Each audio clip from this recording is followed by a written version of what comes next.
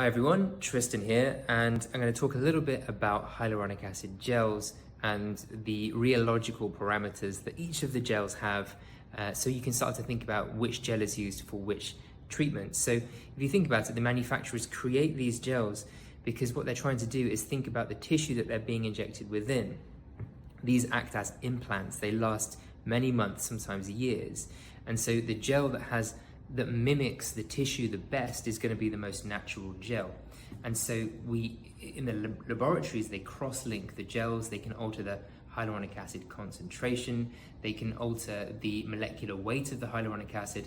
All of these things determine the relative parameters of the rheology of the gels we're using.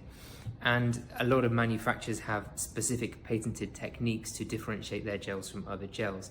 What I like to do is feel it with my finger, because quite often you can feel what the gel is going to be like. One of the best tests you can do is to get some gel between your finger and do this. If you're trying to think about where this would go in the tissue, you can kind of tell. So I'm not going to tell you what this one is, but we can work through it together. So it feels like a medium strength gel, because if you had something that was highly cross-linked, we'd call that a very elastic gel, and it would bounce and you'd feel it bounce. That bouncy gel is something that would be injected deep, for example, on the cheekbone, where you'd get this projection. Then you have something sort of in the middle, a medium G prime gel. That's where you want to be injecting somewhere like in the fat pads, the SOOF, for example. Or if you want to get kind of a good projection somewhere in the lips, maybe you'd use a sort of medium gel. And you can kind of feel that would go well in those. It's not got a lot of elasticity. It's certainly viscous. It's also cohesive. The gel is staying together. It's not particulate. And then you can also have a much softer gel, low G prime, low projection, good for blending, good for spreading.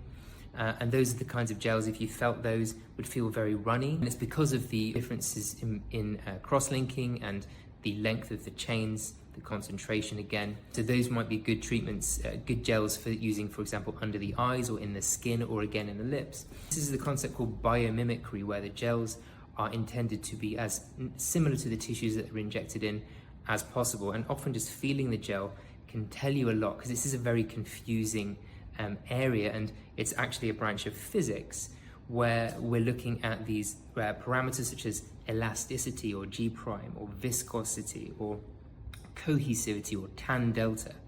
And unless you're a physicist and you have studied these and gone through the labs and experimented with the different gels in the right conditions, then sometimes a lot of that is meaningless. What we're interested in is, how does the gel feel?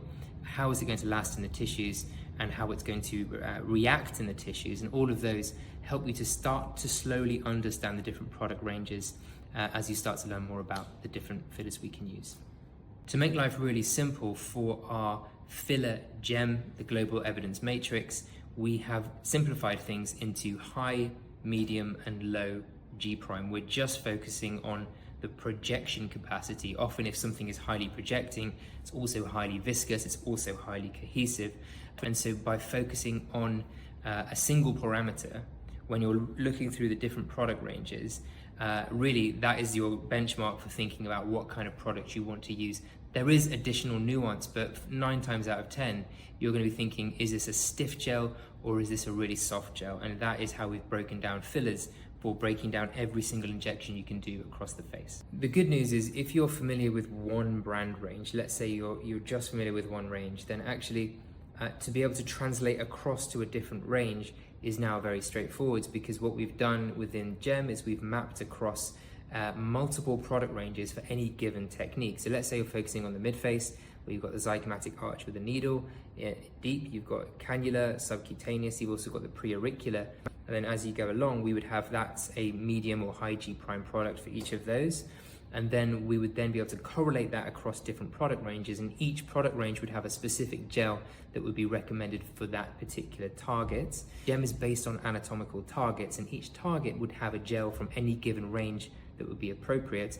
And so you can now translate across between different product ranges. That's something I've always wanted to do, because it creates a universal language for us across different product ranges. So I'm really interested to get your feedback on how that's useful for you.